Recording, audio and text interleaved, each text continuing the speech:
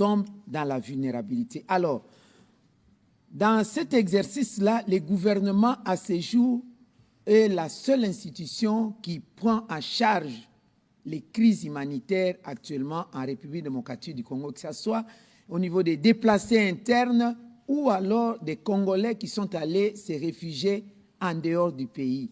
Pour votre information, j'étais passé ici, j'avais dit, j'étais passé au Burundi, en Tanzanie et même en Ouganda. La République démocratique du Congo est comptée aujourd'hui le plus grand, est comptée comme le plus grand donateur ou la plus grande donatrice, parce que je parle de la République démocratique du Congo, parce qu'il y a l'absence actuellement de l'aide humanitaire étatique classique que nous avions toujours eue, notamment l'aide américaine qui constituait 70% de l'aide humanitaire en République démocratique du Congo, et l'aide britannique, l'UKAID, c'était 15%. Donc du jour au lendemain, on a un manque à gagner de 85% de l'aide. Alors, il est tout à fait normal que nous puissions nous prendre en charge pour servir notre peuple. Le gouvernement n'a pas dérogé à ses responsabilités, mais en tant que responsable du secteur des affaires sociales, action humanitaire et solidarité nationale, je suis dans le devoir de stimuler, de rendre opérationnel le volet de solidarité nationale. C'est ce que nous avons présenté au gouvernement. Il a été donc adopté que nous puissions lancer cette campagne. Permettre aux Congolais de se soutenir entre eux, c'est ça l'objectif. Mobiliser d'autres ressources accrues, participation active de tous les acteurs, que ce soit des personnes physiques ou des personnes morales.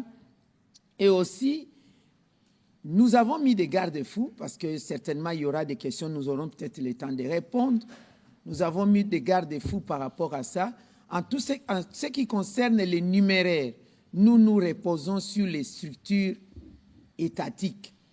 Il y a la Caisse de solidarité nationale qui est sous tutelle du ministère des Affaires sociales, Action humanitaire, mais dans le volet de l'administration de l'action humanitaire et solidarité nationale. Nous avons aussi, du côté affaires sociales, la direction générale des solidarités nationale et réinsertion qui va s'occuper des collectes de tout ce qui est comme don en nature. Et en cela, j'ai mis en place, au travers d'un arrêté, les comités de pilotage qui est constitué par des acteurs clés du ministère ainsi que les partenaires humanitaires avec lesquels nous avons l'habitude de travailler dans le cadre des nationaux de concertation humanitaire qui ont mis certains à notre disposition comme les PAM.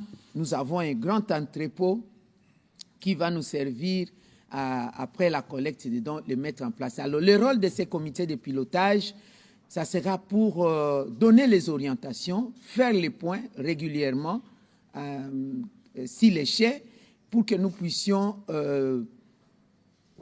trouver les priorités, donc classifier les priorités par rapport au dispatching de ces dons suivant les alertes qui sont mises à notre disposition, à notre information.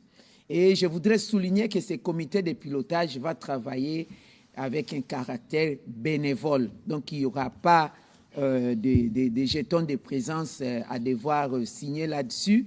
C'est une activité que nous voulons aussi inculquer aux Congolais en passant les volontariats et l'idée de servir les autres. Nous allons donc recruter au niveau de tout ce qu'il y a comme assistants sociaux qui actuellement sont nombreux, mais qui ne travaillent pas. Voilà une opportunité pour eux de servir la République à ce niveau. Alors, au-delà des déplacés internes de guerre, je crois que je l'ai brossé par rapport au choc, nous allons nous occuper aussi, par rapport à cette aide que nous allons collecter, nous allons nous occuper de toutes les catégories autres vulnérables qui sont sous notre gestion, notre encadrement, les veuves, les personnes de troisième âge, les personnes vivant avec handicap, les enfants dits de la rue, les orphelins outre mesure et des indigents. Des indigents, il y a des personnes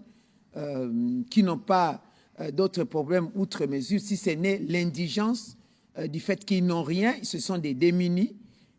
Donc, ils sont dans la catégorie des personnes classées comme vulnérables parce que le ministère des Affaires sociales, Action humanitaire et solidarité nationale octroie des cartes d'indigence après qu'on ait retrouvé en la personne un certain nombre de critères par rapport à sa situation d'être démuni. Alors, ça va nous servir aussi donc à diminuer les risques de crise et réduire la mendicité.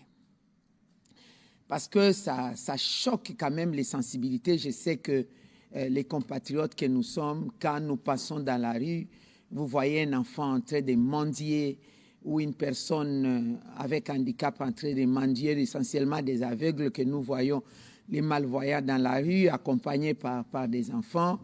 Ça fait mal au cœur, ça choque les sensibilités. Ou des enfants qui sont déscolarisés ou des enfants en rupture des relations avec la société qui sont devenus des pickpockets par manque d'encadrement familial. Je crois que l'État, c'est une grande famille.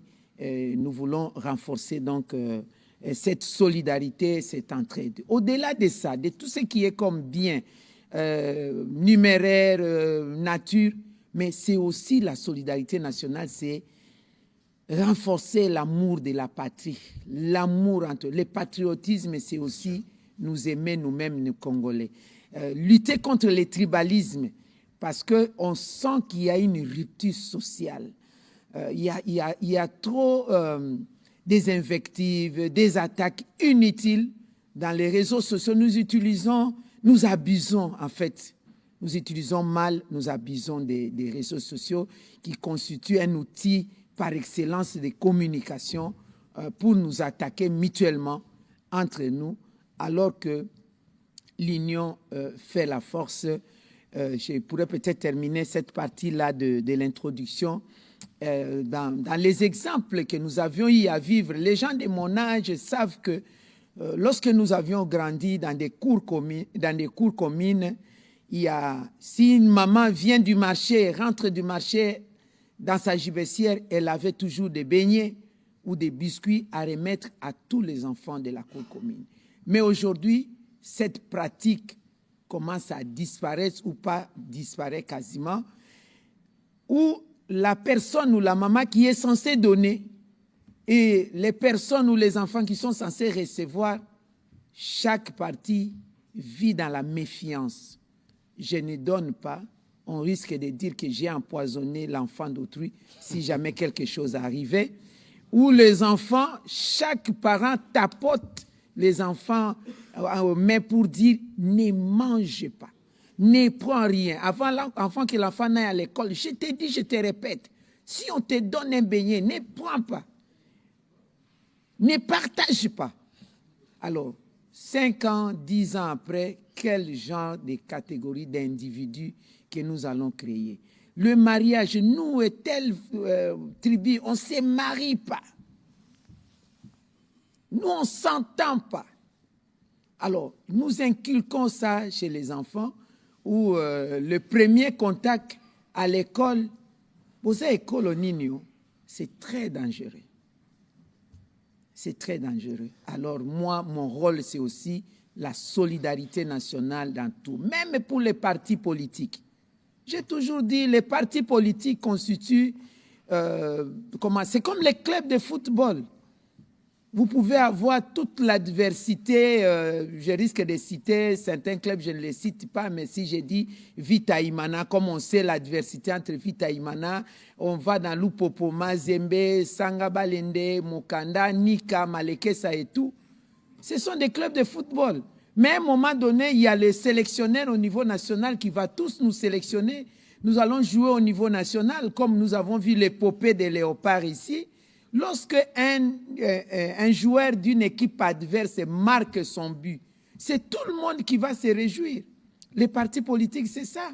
nous avons des compétitions au niveau provincial et après on nous sélectionne, nous devenons des députés provinciaux ou des membres du gouvernement provincial. Il y a aussi des sélections au niveau national. Nous créons notre léopard à l'Assemblée nationale, au Sénat, au gouvernement.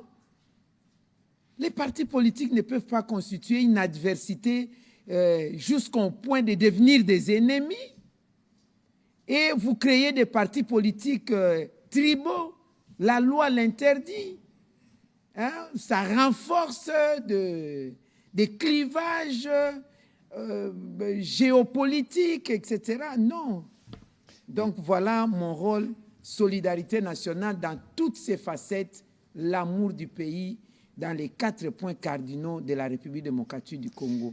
Évidemment. Voilà. Changement de paradigme. C'est aussi le travail que nous faisons, je pense ici à la télévision nationale, à travers le programme congolais Téléma, où les Congolais de partout dans le monde se réunissent autour de cette cause de la guerre d'agression, mais aussi autour de ces valeurs de solidarité qui nous caractérisent, bien au-delà de ce qu'on peut recevoir comme éducation, mais il est toujours important de tenir compte des autres en situation de vulnérabilité ou de fragilité. C'est aussi cela qui fait l'âme de ce que nous sommes. C'est aussi cela que le président de la République veut aussi réveiller en chaque Congolais. Autant on a réveillé l'esprit du patriotisme, autant l'esprit du partage et de la solidarité doit rester permanent entre Congolais. On va commencer la série des questions avec Madame Joséphine Mawete, qui sera suivie de Monsieur Patrick Lacoué.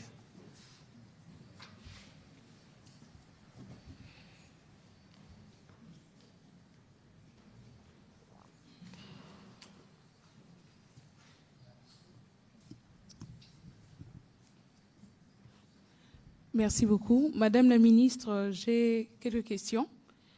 La première, elle est axée sur les mécanismes concrets pour garantir la transparence et la traçabilité des fonds et donc collectés dans le cadre de cette campagne.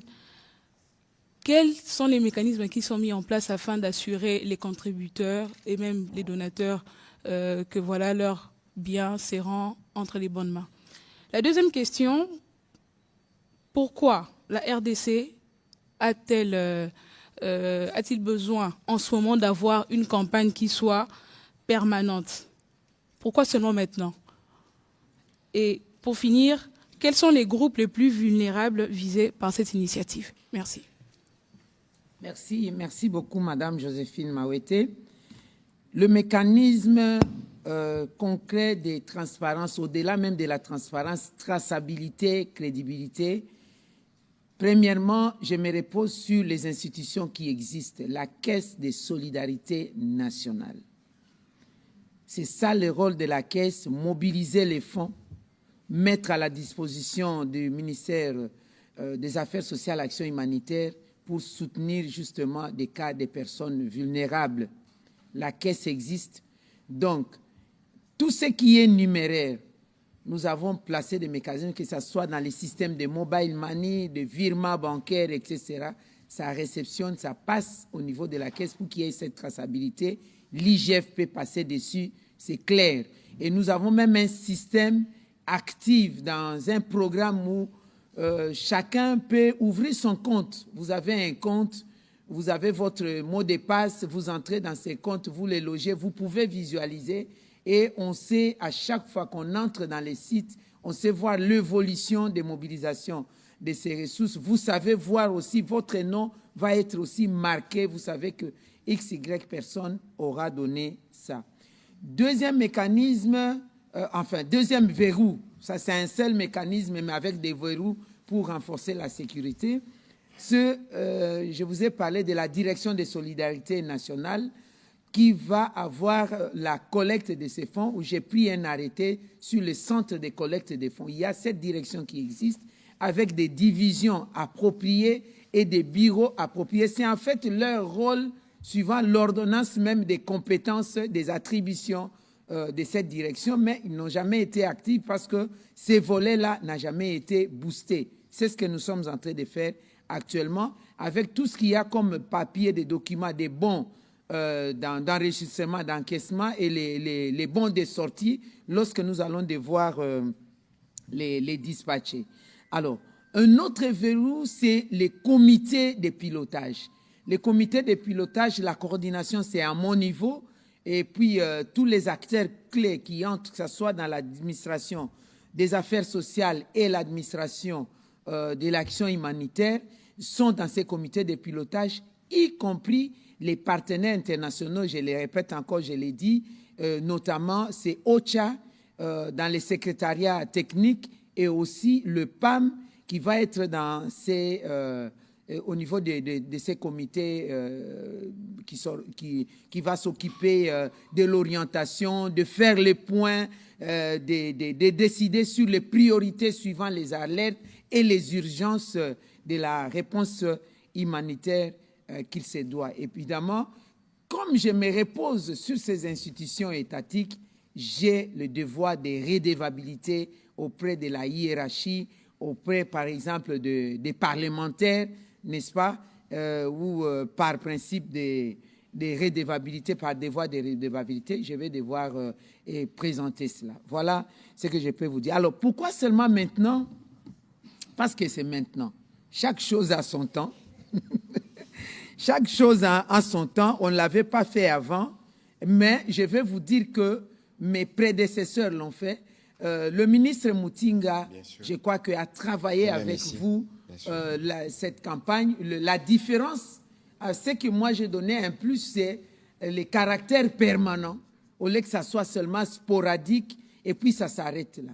Je vais vous dire qu'il y a des gens qui m'ont contacté, des personnes morales, des personnes physiques, évidemment morales à travers leur direction, les entreprises, etc., qui m'ont dit on souhaiterait bien donner, je prends les cas, quand je dis zakat, vous allez comprendre de ce qu'il s'agit. Notre zakat fitri, on va donner à qui? On fait comment? Alors, il était grand temps que le gouvernement puisse canaliser, structurer, mettre en place un système permanent qui permet à ce que nous puissions répondre à toutes ces préoccupations. Parce qu'il y a beaucoup qui veulent faire de l'aumône. Beaucoup, beaucoup. Mais leur problème, c'est de se rassurer, est-ce que ça va arriver à destination? Et pour arriver à destination, le ministère des Affaires sociales, Action humanitaire et solidarité nationale, nous travaillons avec des organisations crédibles aussi, que ce soit des organisations internationales ou nationales, locales, qui nous font remonter d'ailleurs des alertes. Nous avons des divisions au niveau provincial, nous avons des chefs d'antenne au niveau des territoires. Nous allons utiliser les mêmes circuits, comme ça nous permet de bien suivre. Si nous commençons aujourd'hui à Kinshasa, parce qu'on est en train de construire les structures de ces mécanismes-là, et au fur et à mesure, nous allons aller en province. Mais je souligne que ce qui sera collecté à Kinshasa, c'est pour toute l'étendue de la République, là où la situation nécessitera à ce que nous puissions y répondre. Et je souligne que l'État n'a pas dérogé à ses prérogatives. Le Trésor public continuera à nous soutenir, mais il est de notre devoir aussi de trouver d'autres mécanismes additionnels, innovants, de mobilisation des ressources tant numéraires, fiduciaires qu'en nature, pour venir en aide à nos compatriotes, pour nous entraider. C'est très important d'apporter cette précision. Vous dites pourquoi maintenant, mais parce qu'en fait, nous l'avons toujours fait comme gouvernement, et parce qu'en plus, maintenant, il y a des Congolais qui nous appellent, il y a des Congolais qui disent qu'ils sont prêts et qui veulent. Ici, c'est un cadre qui existait parce que les comptes qui va être utilisé, ce ne sont pas des comptes créés pour ce besoin, c'est des comptes qui existent depuis plusieurs semaines. Mais là, on veut rendre permanent cet exercice, de sorte que ceux qui sont souvent émus par les images, lorsque nous voyons, nous tous, les images de ces camps des déplacés, peut-être que la Mineta fera le tour de toute la centaine de camps des déplacés qu'on a répertoriés à travers la République. Lorsque vous êtes touché par une catastrophe naturelle, souvent, c'est des situations imprévues qui requièrent une réponse urgente. Et donc, de ce point de vue aussi, les cadres qui sera mis en place cette fois-ci de manière permanente, c'est ça qui fait la différence de ce qui existait précédemment, c'est que de manière régulière, nous serons en mesure, à travers les canaux habituels, de rappeler la nécessité pour les Congolais, évidemment, qui peuvent venir en aide à d'autres Congolais dans les besoins, de le faire. On va prendre les questions de M. Lacoué.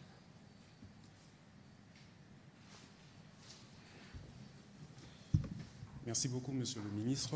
Madame la ministre d'État, ma première question est un peu émotionnelle, puisque c'est le souci. Je ne savais pas répondre à la question de cette petite fille qui dit pourquoi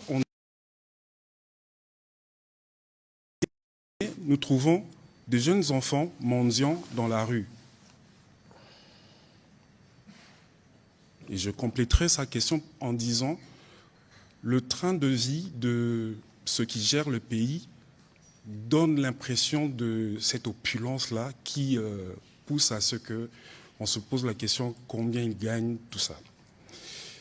Et pour cette campagne que vous lancez, est-ce qu'on peut avoir la répartition géographique de aides qui seront données à ces nécessiteux? Merci. Merci beaucoup. C'est une question où nous-mêmes, nous posons toujours. La RDC est un pays riche, est un pays, il faut ajouter, potentiellement riche.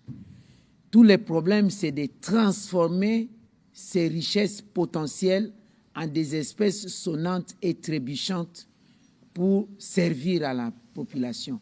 Mais à quel moment la RDC devra transformer ces richesses-là lorsque pendant 3 décennies, l'attention du gouvernement, des gouvernements successifs est focalisée vers la défense et la sécurité, l'intégrité du pays, la souveraineté qui engloutit en fait tous les budgets de l'État. Parce que pour transformer, il faut des budgets. Pour transformer, il faut une capacité d'électricité, il faut booster Inga pour que Inga puisse faire l'énergie, enfin l'industrie extractive fonctionne correctement. Pour transformer, il faut qu'il y ait d'autres potentialités, l'agriculture par exemple, il faut qu'il y ait la faisabilité de la revanche du sol sur les sous-sols avec la rentabilisation de nos terres. Ça demande des moyens d'investissement. Chaque fois qu'il y a un budget pour l'investissement, la priorité, même dans les budgets rectificatifs, va vers la focalisation de l'Est. Justement, les ennemis de la République démocratique du Congo sont en train de nous distraire. Entre autres, cette guerre, l'objectif, le but aussi, c'est ça, pour qu'eux mettent la main basse sur nos ressources. C'est pourquoi les papes avaient même dit enlevez votre main de la République démocratique du Congo. Entre autres objectifs, c'est ça. Alors, c'est pourquoi nous devons nous serrer, nous devons avoir cette solidarité-là dans tous les domaines, dans tous les secteurs, de ne pas nous diviser pour qu'ensemble nous puissions booster l'ennemi dehors, aller dans la pacification, parce que dans l'atmosphère trouble, on ne peut pas gérer, on ne peut pas produire les richesses. Nous sommes en train d'organiser ces briefings ici parce qu'il y a la paix. Hein. Il suffit qu'un coup de feu arrive ici, on ne fait plus rien. Après, on ne saura même plus communiquer. C'est ça ce que je peux répondre maintenant. Je ne vais pas revenir ici sur les efforts parce que la RTNC, à travers le porte-parole du gouvernement, tous les jours, régulièrement, il y a des émissions pour expliquer comment est-ce que du premier citoyen, le chef de l'État, le gouvernement dans son ensemble et la plupart des Congolais, nous sommes en train de nous battre justement pour trouver cette solution-là de transformation de nos ressources naturelles, le potentiel que nous avons en des richesses pour les redistribuer à tous les Congolais. Alors l'opulence par rapport à ceux qui gouvernent, ça dépend de la manière dont vous voyez cette perception. Si un véhicule de l'État constitue un élément de l'opulence, moi je peux dire que c'est un moyen de locomotion. Si l'habitat, la résidence des membres du gouvernement constitue les moyens de l'opulence, moi je peux dire qu'il y a des gens qui ont des résidences pareilles sans avoir même été au gouvernement. Il y en a qui ont plus que les membres du gouvernement. Alors, ce sont comment les jauges là est relatif. Ça dépend de la manière dont on peut les jauger. Et ils sont à combien? On peut les comptabiliser. Du bout des doigts, on connaît le nombre de membres du gouvernement, on connaît le nombre de membres de parlement ou des gouvernements provinciaux, mais à mettre ces chiffres par rapport à la population, dilué. Et même si on prenait toutes ces richesses pour les redistribuer aux Congolais, ça ne fera rien. Mais plutôt, il faut nous mettre au travail, il faut faire en sorte qu'il y ait un cadre approprié, pacifié, pour que les gouvernements puissent travailler correctement et que chaque Congolais, nous sommes en train de faire, chacun dans son domaine, chacun dans son secteur. Si on parle des enfants, je me bats dans le cadre de l'éducation. Par exemple, moi, je suis dans l'alphabétisation et l'éducation non formelle. Je suis consciente qu'il y a 23 millions de Congolais qui ne savent ni lire ni écrire, parmi lesquels il y a des enfants. Qu'est-ce que nous devons faire? Nous devons renforcer la réhabilitation des centres de formation, les centres de rattrapage. Qu'est-ce que nous sommes en train de faire? On met en place des structures, des programmes pour réduire le nombre des analphabètes, parce qu'une personne qui ne sait ni lire ni écrire, entre guillemets, permettez-moi l'expression, c'est un abruti, ne saura rien faire, même s'il le fait, ça ne sera pas du consistant. C'est ce que j'ai fait à mon niveau. De toute façon, il est un point qu'il faut mentionner ici pour être précis. Comme la Mineta l'expliquait, nous sommes dans une situation de guerre qui dure 30 ans pour des objectifs précis. Mais bien au-delà d'ailleurs de ressources que cela nécessite, nous avons de l'espace et la ministre d'État qui est régulièrement en déplacement intervient sur financement compatriotes qui sont dans des situations difficiles. La catastrophe naturelle arrive et que Lukunga déborde dans les Tanganyika, c'est une situation que vous n'aviez pas prévue, mais pour laquelle nous donnons des réponses. Et le président de la République est très insistant sur les sujets. C'est même pourquoi, à l'égal de la sécurité, à l'égal de la santé, que la ministre des Affaires sociales intervient à tout le Conseil de ministres et systématiquement, parce que le président de la République, comme la première ministre, tiennent à être informés des situations difficiles dans lesquelles les Congolais se trouvent pour intervenir. Alors, on ne va peut-être pas revenir sur des problèmes qui ont, pendant longtemps, pas trouvé des solutions. Mais observez avec nous que nous avons un programme de gratuité qui fonctionne, au-delà des difficultés qu'il y avait. Observez avec moi que le président de la République, il y a quelques mois, a présidé la table ronde sur la création de l'emploi. Observez avec nous que autant le ministre des Affaires de la formation professionnelle est élevé au rang de ministre d'État, autant la question des affaires sociales est élevée à ces niveaux. Ce n'est pas simplement à titre protocolaire, c'est au titre de l'importance que nous accordons. Évidemment, ça nécessite du temps, de l'investissement, parce qu'il ne faut pas oublier que les solutions que nous trouvons et que nous apportons, on ne l'apporte pas pour 5 000, 10 000 personnes. On apporte des solutions pour 100 millions, 50 millions. Les chiffres sont pharaoniques à l'image du pays et nous pensons notre action en fonction justement de la grandeur du pays que nous avons. Évidemment, on ne peut pas avoir la prétention de tout régler dans les années que nous avons. J'étais ce matin dans une discussion avec des étudiants et il y en a un qui a rappelé que vous dites souvent, Monsieur le ministre, on peut tout vous reprocher, mais on ne peut pas vous reprocher de manquer la volonté d'échanger. Et il est évident que les narratifs changent et que les actions du gouvernement sont de plus en plus ressenties et ils seront davantage ressentis lorsque la guerre se terminera parce que nous sommes engagés dans cette perspective derrière le président de la République. Voilà, merci, on va prendre les questions. Vous n'avez peut-être pas poursuivi les citoyens qui est démuni, non seulement la gratuité de l'éducation, il y a la gratuité de la maternité pour qu'il y ait l'accès de tout le monde à la santé. Aujourd'hui, nous sommes dans la couverture santé universelle, nous sommes en train d'avancer pour que tous les Congolais aient accès aux soins de santé et tout ce qui a, comme vous l'avez cité, de l'entrepreneuriat des jeunes pour que la nouvelle classe des jeunes soit des jeunes capables de se prendre en charge. Et justement, pour éviter ces cas flagrant des dichotomies entre les potentiels que nous avons et les conditions de vie des Congolais. Voilà, on va prendre les questions de Madame Chouchoukawa.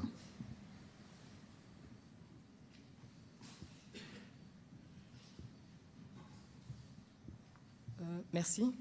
Madame la ministre des Affaires sociales, j'aurais deux questions.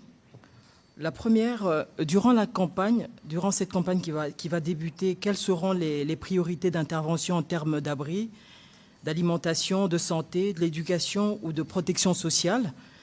Et ma deuxième question, c'est comment est-ce que le gouvernement entend-il mobiliser les entreprises, la société civile et la diaspora congolaise face à cette situation? Merci beaucoup. Alors, les priorités, c'est par rapport aux alertes. Quand vous arrivez, ça dépend d'un coin à un autre. Vous allez dans les cas des déplacés internes, vous posez la question, vous avez besoin de quoi? Nous avons faim, donc ils ont besoin de la réponse humanitaire en termes nutritionnels. Nous avons soif, ils ont besoin de l'eau. Nous avons maintenant un problème d'abri et puis ils vont parler de la santé. Alors, nous sommes dans l'approche de la durabilité. L'eau que nous allons leur donner, ça ne sera plus l'eau à amener seulement par des citernes et distribuées dans les bidons, mais nous sommes dans l'approche de la durabilité. D'abord, là-bas, c'est le forage, par exemple.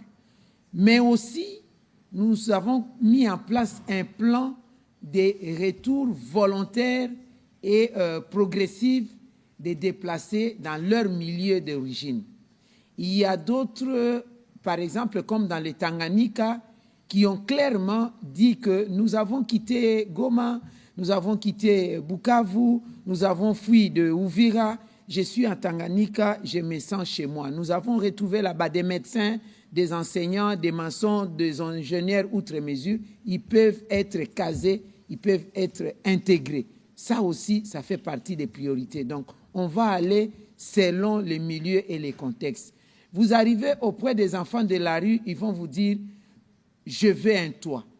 Donc, nous mettons en place les systèmes, leur réponse, c'est les amener dans des centres où on va les encadrer, où on va leur donner la possibilité de rattrapage scolaire, on va leur donner la possibilité d'apprentissage d'un métier pour qu'après, demain après-demain, ils deviennent des citoyens qui peuvent se prendre en charge eux-mêmes. Alors, comment nous allons mobiliser la société civile, la diaspora, les entreprises? À travers vous, madame, à travers les médias, vous êtes nos alliés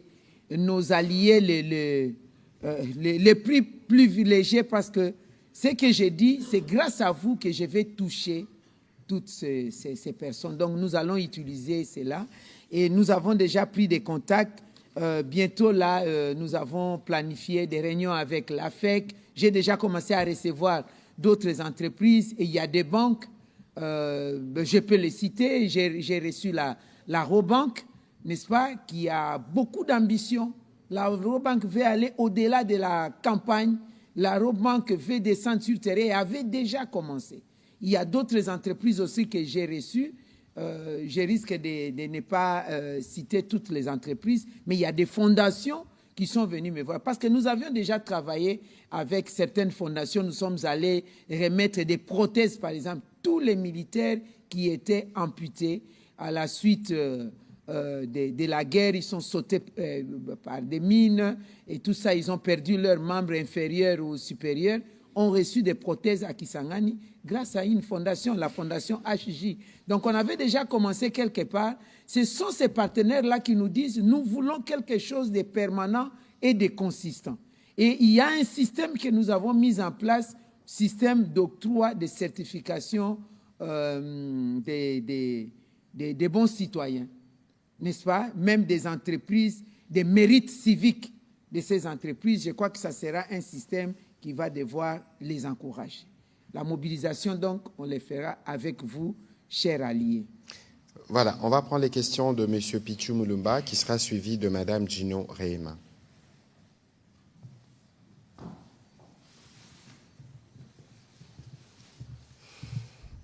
Merci.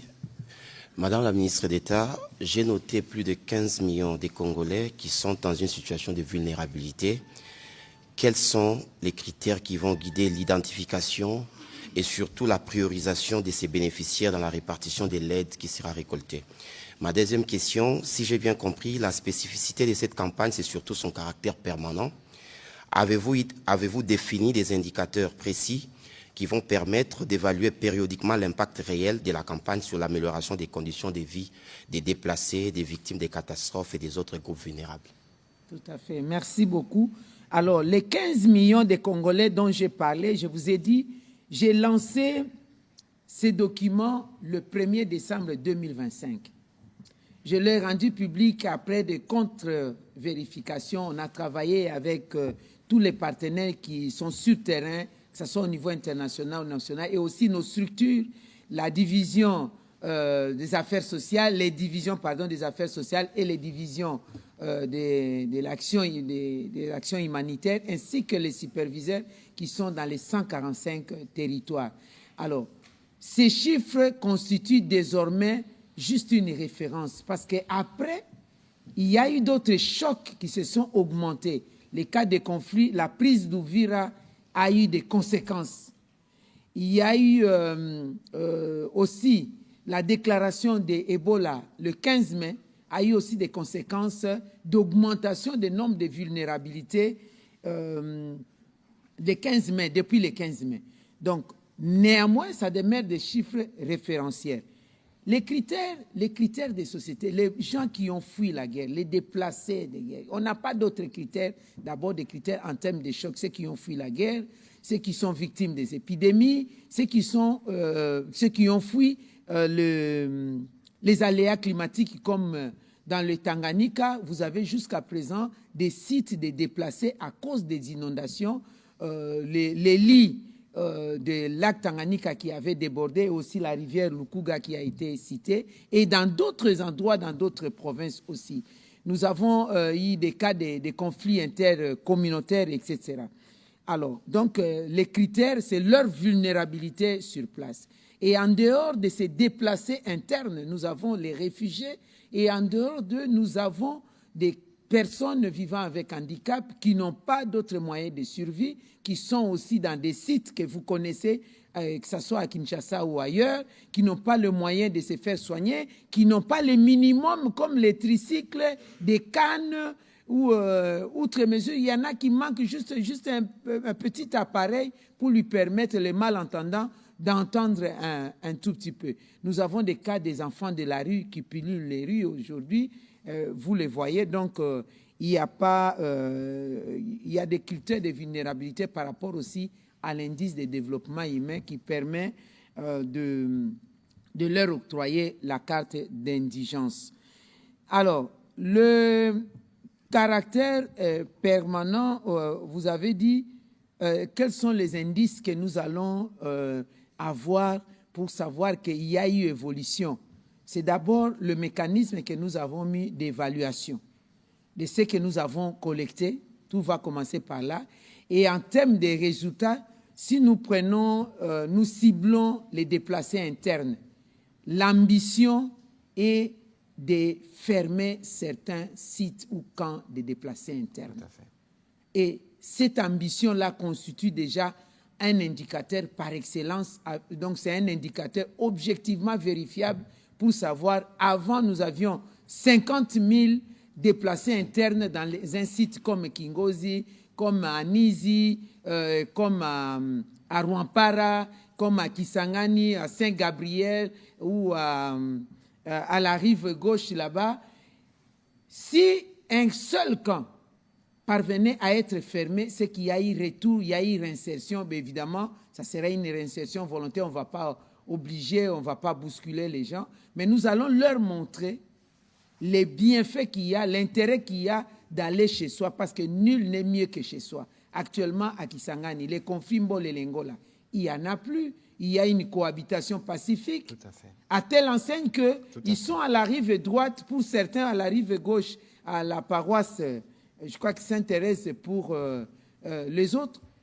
Il y en a qui vont dans leur village, commencent à cultiver, mais tellement les conditions des infrastructures sociales de base n'existent plus, les villages sont en ruine, il n'y a pas de centre de santé, il n'y a pas d'école et tout, ils reviennent, ils vont juste cultiver, ils reviennent. Moralité, il y a possibilité de retourner. Maintenant, c'est à nous de les accompagner. Là, c'est le vice-premier ministre en charge de l'Intérieur qui a pris le lead de cette situation. Nous sommes dans les processus de retour volontaire de tous ces déplacés. Ils se retrouvent dans les 3 sites. Donc nous avons procédé, on est en train de finaliser l'identification de ces personnes. Nous sommes en train d'identifier les lieux de leur retour et l'accompagnement sécuritaire en mettant en place des sous-SIAT pour les sécuriser. Ça sera en fait holistique, multisectoriel, la construction ou la réhabilitation des écoles et leur donner aussi des kits que nous disons, les kits de réinsertion qui peuvent être constitués d'un peu de tôle, un peu de ciment, des clous et tout ça pour qu'ils aillent se reconstruire leur maison et puis les vivres. Et puis du côté agriculture, par exemple, les intrants et les outils agricoles, ça va les aider. Donc ça, si on ferme un site, c'est ça l'indicateur. Si nous voyons la diminution des mendicités dans la rue, c'est aussi un indicateur important. Si nous voyons la diminution des enfants de la rue, c'est un indicateur important. La diminution du nombre des analphabètes, c'est un indicateur. Donc, on va y aller de manière tout à fait systématique à évaluer au fur et à mesure. C'est une ambition qui n'est pas impossible, qui est réalisable. La réhabilitation des centres de promotion sociale et le retour des fonctionnements de ces centres ou des orphelinats, ça constitue aussi des indicateurs. Voilà, merci. On va prendre les questions de Mme Gino Rehema. Après, ce sera M. Jean-Pierre Kayembe. On va terminer avec une question en lingala. Allez-y, Madame. Merci beaucoup, Excellence, Monsieur le Ministre. Madame la Ministre d'État, F. Bazaïba, une fois de plus, vous avez dit maintenant, mais moi je me demande maintenant avec F. Bazaïba, je voulais comprendre pourquoi cette campagne se décide de se lancer maintenant, alors que nous avons toujours connu des problèmes humanitaires, des problèmes sur le plan de solidarité nationale. Alors la question, comment les Congolais vont-ils contribuer ? Vous avez parlé des canaux, mais c'est tous les canaux qui seront pris en compte ou bien il y aura des numéros par lesquels les gens vont envoyer leur contribution et est-ce que ces numéros seront suivis des centres, par exemple, je dirais d'appel ou de traitement ou je ne sais pas, comme les services clients les font avec les opérateurs des télécommunications. Une deuxième question, vous avez parlé des indicateurs. C'est très important pour savoir qu'il y a de l'impact réel. Alors, comment vous allez procéder pour pouvoir savoir effectivement qu'il y a, c'est vrai, on va voir qu'il y aura diminution de ceux-là qui sont en train de mendier, mais comment vous allez évaluer ça, je vais dire, en termes techniques? Merci beaucoup. Madame la ministre d'État, permettez qu'on prenne aussi les questions de M. Kayembe et de M. Fabrice, comme ça nous répondrons en une vague pour aussi tenir compte du temps. Allez-y, M. Kayembe. Merci, Excellence. Madame, vous dites que nous avons autour de 15 millions de nos concitoyens qui sont en difficulté. Votre document a été rédigé, selon vous, en 2025. Dieu seul sait s'il n'y a pas eu de déplacés supplémentaires. Ça veut dire que la question est urgente. Je suis tombé sur un document de OCHA qui parle d'environ 1,4 milliard de dollars dont on a besoin en ce moment pour venir en aide aux nécessités. Et j'imagine qu'au niveau de votre ministère, vous avez travaillé sur une estimation de chiffres. Aujourd'hui, concrètement, combien voulez-vous mobiliser et quelle est la part du gouvernement? Ça, c'est la première question. La deuxième et la dernière. On n'est pas à la première campagne. Il y en a eu d'autres, vous les avez évoquées. Je voudrais m'arrêter à la dernière, la toute dernière, qui remonte à 2022. C'était il y a 3 ans.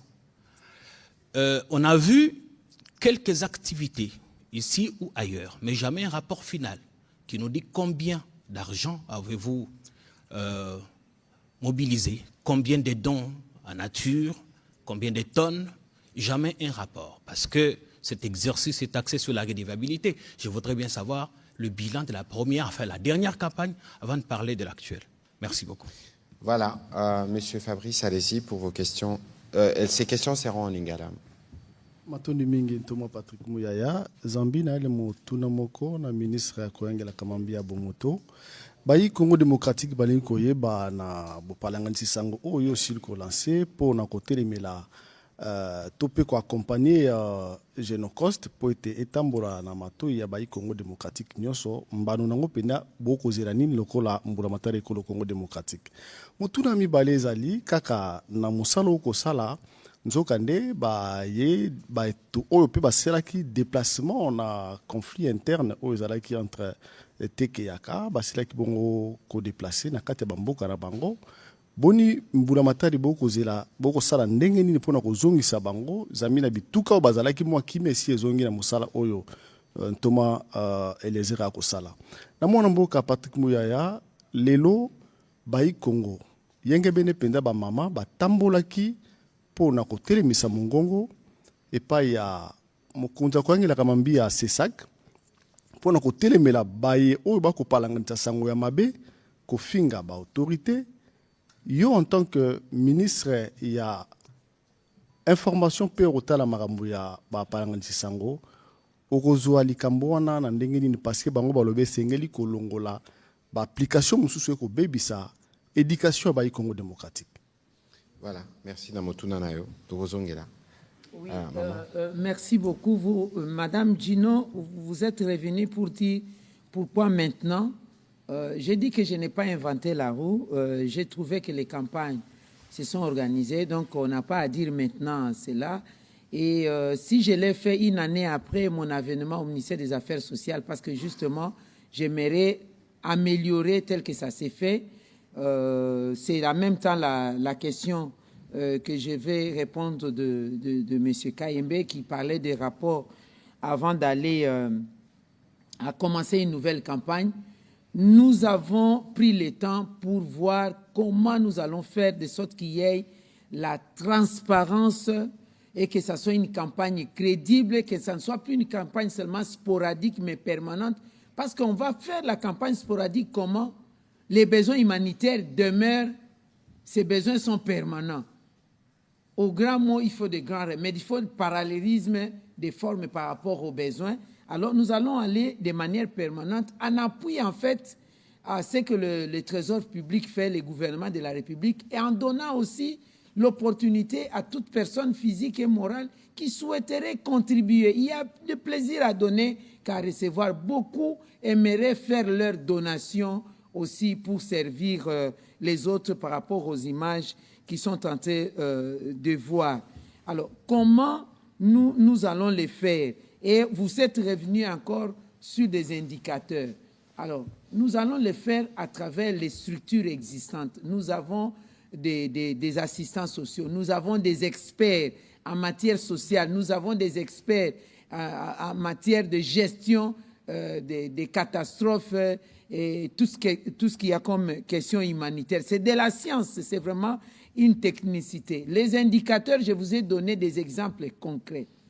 Si nous prenons les cas des conflits Lengo-Lambole, il n'y a plus de conflits. Il y a des cohabitations pacifiques maintenant. Tout est revenu en ordre après la conférence de paix qu'on a eue, après tout ce qu'il y a eu comme... Le passage du président de la République lui-même, je me souviens lorsque nous avons fait le conseil de ministres là-bas. Exactement. Tout s'est bien passé. Maintenant, nous sommes arrivés à l'étape de le faire revenir. S'ils ont traîné, c'est parce que nous attendions à trouver des moyens et des mécanismes de leur retour. Venir, c'est bon, ça s'est fait dans l'urgence, c'est rapide, mais le retour doit être un retour d'abord volontaire, conformément aux droits humanitaires. Les droits humanitaires internationaux recommandent à ce que le retour dans ces cas d'espèce soit absolument volontaire. On ne veut pas obliger quelqu'un, et aussi sécurisant. Le retour doit être aussi sécurisant. Alors, l'indicateur, par exemple, de faire disparaître un site comme, fermer un site comme la paroisse Saint-Gabriel, c'est simple. Lorsque nous allons terminer l'identification de tous les volontaires, lorsque nous allons les sensibiliser pour dire nul n'est mieux que chez soi, on préfère là-bas chez vous, il y a le forage, il y a un marché, on vous construit un centre de santé, on donne la possibilité d'emploi à la population. Je pense qu'il y aura un choix à faire entre être sous des bâches où les intempéries, vous êtes à la merci des intempéries, et de rentrer chez vous, vous avez un toit décent où vous allez protéger votre population. Par rapport aux enfants de la rue, j'ai dit la diminution du nombre des enfants de la... Nous allons le faire par rapport à des statistiques. Il y aura des experts qui seront déployés sur le terrain. Ils vont prendre les données que nous avons des nombres des enfants de la rue qu'on va voir dans un site donné. Et lorsque nous allons les prendre, nous allons les réinsérer, nous allons les accompagner dans le rattrapage scolaire et l'apprentissage des métiers. Ça sera déjà un indicateur. Une année, 2 ans, 3 ans après qu'on ait terminé le rattrapage scolaire, nous allons publier ces rapports.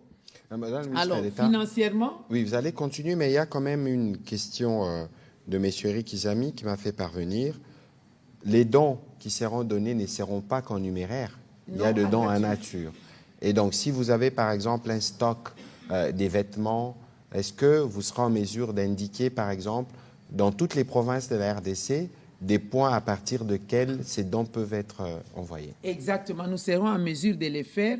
Nous avons les centres de collecte. J'ai pris un arrêté pour les centres de collecte.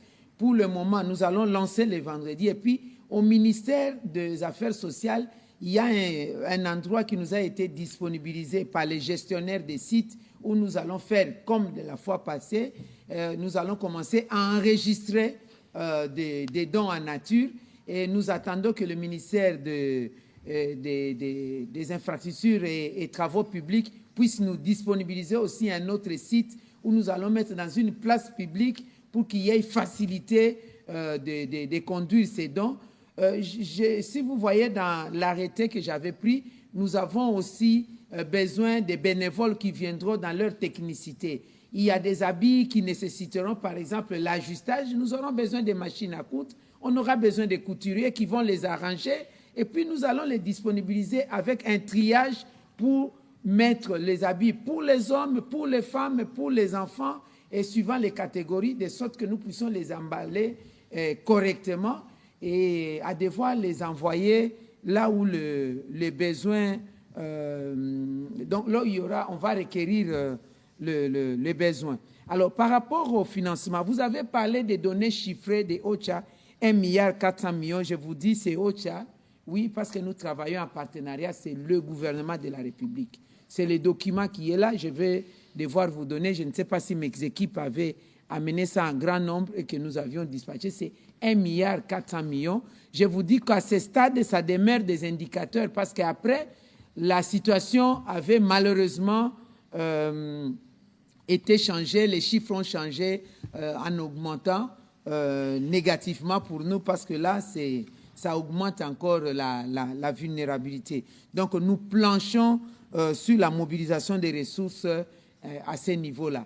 Qu'est-ce que le gouvernement va donner? Je ne sais pas vous le dire maintenant, mais vous avez vu, lorsqu'il y a eu l'urgence d'Ebola, on sait déjà que l'aide humanitaire internationale n'est plus au rendez-vous. Le gouvernement a, malgré des problèmes, a dû mettre à la disposition 50 millions. Et c'est ce qui a fait que, concrètement, ce n'était pas des annonces, c'était vraiment du concret. Et nous avons vu maintenant l'élan des partenaires, mais je souligne que ces partenaires-là ne donnent pas au gouvernement. Les partenaires donnent à des organisations internationales qui travaillent sur le terrain. Tout ce que nous sommes occupés et employés à le faire, c'est qu'il y ait une coordination au niveau de la riposte Ebola pour clarifier le gouvernement. Ce que le gouvernement fait est clair. Nous nous occupons de XY choses, notamment le paiement des salaires, des primes, de tous les médecins avec S qui travaillent à Ituri, que ce soit ceux qui travaillent en privé ou qui sont dans des institutions publiques. Ça, c'est à charge du gouvernement de la République. Le gouvernement de la République a mis en place les laboratoires parce qu'on ne peut pas à tout moment envoyer des échantillons à l'INRB.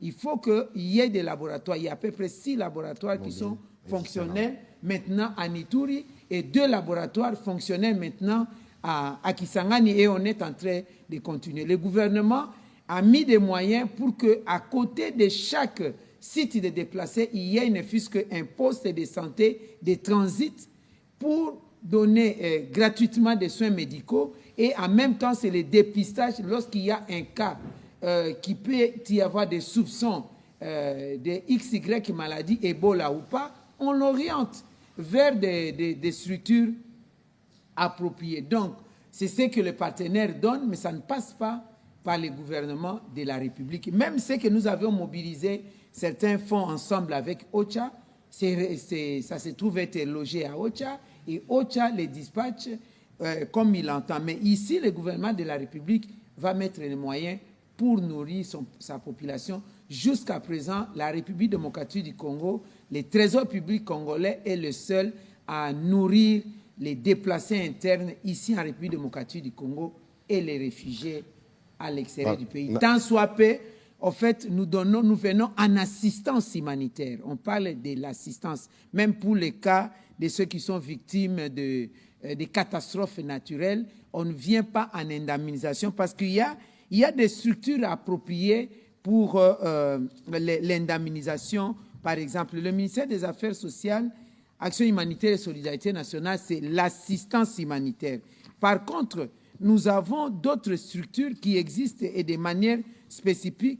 Vous prenez par exemple FIVAO, qui s'occupe essentiellement à Kisangani des victimes de la guerre entre le Rwanda et l'Ouganda. Et puis vous avez le FONAREV qui s'occupe des cas de réparation, de l'accès à la justice, l'autonomisation et l'aide humanitaire pour les victimes des violences sexuelles liées au conflit de manière spécifique. Ici, nous parlons des cas de l'aide humanitaire dans son ensemble.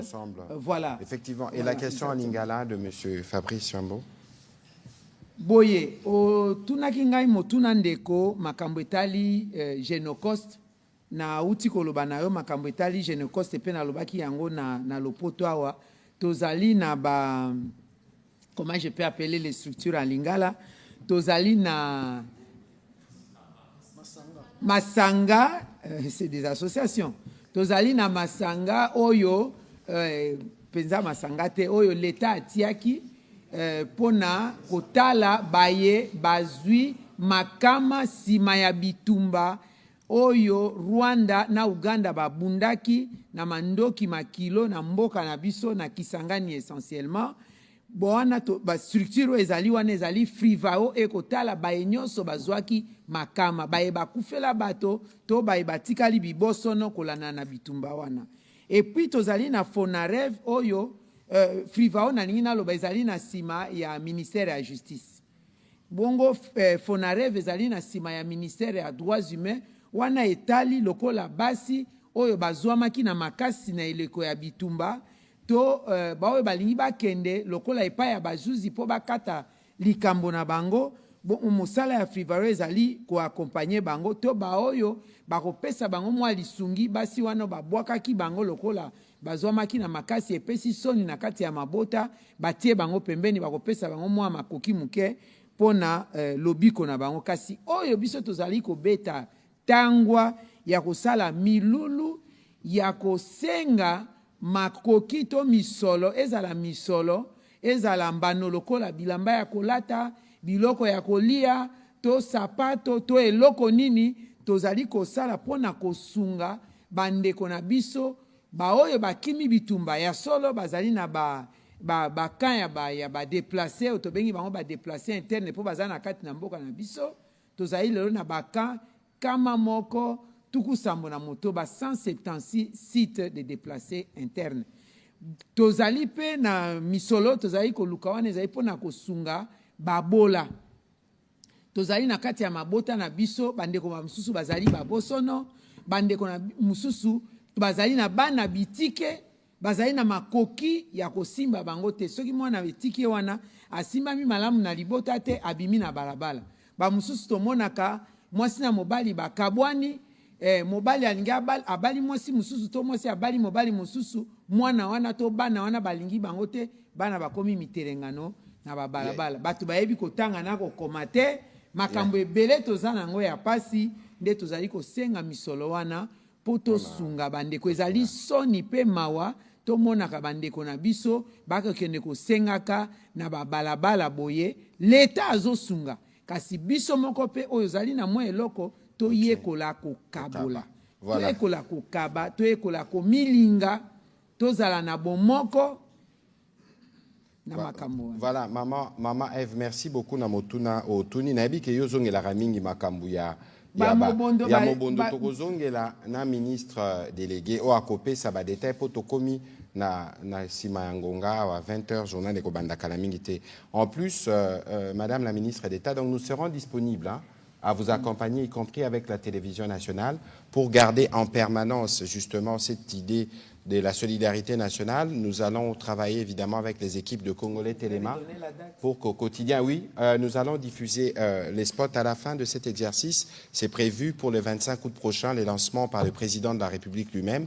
Nous serons là pour faire le relais, mais nous serons davantage là pour être sûrs que nous accompagnons et que les exemples des uns des autres puissent servir d'exemple aux autres Congolais. Alors, Namotuna o Yotuni Awa, Ndeko Fabrice, Namakambo et Taliba réseaux sociaux. Yamotuya o ifo koyeba c'est que biso kokola o tokola mama Bazaiba kolisa biso awa mafingeze loko balakisaka biso te okoki na okozala na opposition okoki na okozala contre mais mafinga wana eza babiloko moko yango pende zo bebisa image ya mboka na biso lelo na babiloko ba réseaux sociaux soki muto alobi fona kende na RDC eloko aliboso akosala akei na ba réseaux sociaux. Sikoyo biso awa na président Félix Antoine Tshisekedi to sala choix ya démocratie. Soki to lobby na bolandia motuna na yo.